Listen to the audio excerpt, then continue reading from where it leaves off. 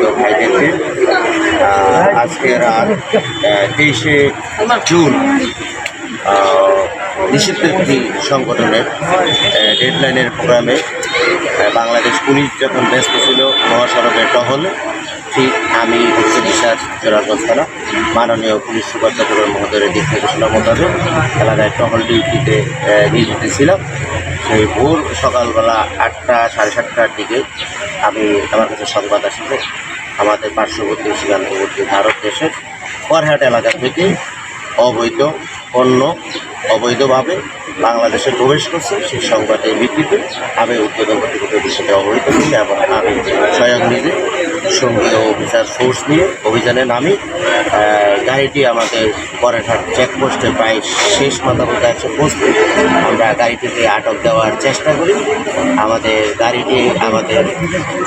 গাড়িটি পালিয়েছে মেহেদিনগর এলাকাতে ঢুকে আমরা ওইটা তুলে ধাওয়া করি। ধাওয়া করার পরে গাড়ির চালক এই যে বিপুল পরিমাণ যে ভারতীয় পণ্য আপনারা দেখতে পাচ্ছেন ডিসপ্লেতে, সেই মালামালগুলি গাড়িতে রেখে পালিয়ে যায় এবং আমরা গাড়িকে আমাদের হেফাজত করি এবং থানায় হেফাজত নিয়ে আসি এবং গাড়ির বিস্তারিত বিষয়ে আমার অবহিত করি।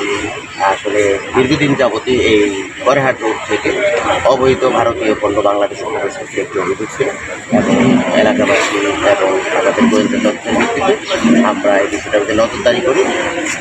আজকে সেই অভিযানে আমরা সার্থক হই। আমাদের এই অবৈধ পথে আসা ভারতের বিভিন্ন ব্র্যান্ডের পণ্য এগুলি প্রতিরোধ করতে আমাদের নিয়মিত অভিযান থাকে এবং অভিযানের অভিযান আমরা নিয়মিত পরিচালনা করছি এবং ভবিষ্যতেও আমাদের অভিযান অব্যাহত থাকবে। সবাইকে ধন্যবাদ।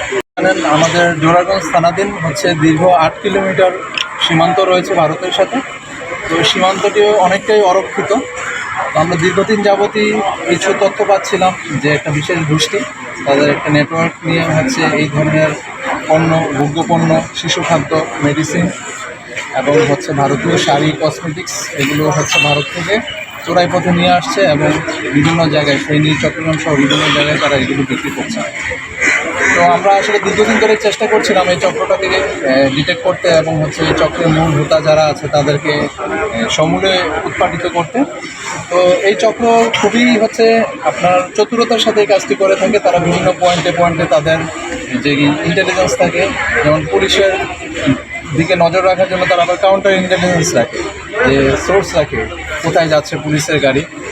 তো আমার এই জোরারগঞ্জ থানার অফিসার ইনচার্জ অত্যন্ত দক্ষতার সাথে গতকাল একটি সফল অপারেশন পরিচালনা করেন এবং আপনারা এখানে দেখতে পাচ্ছেন যে আমাদের প্রায় 7-8 বস্তা আরও বেশি হবে।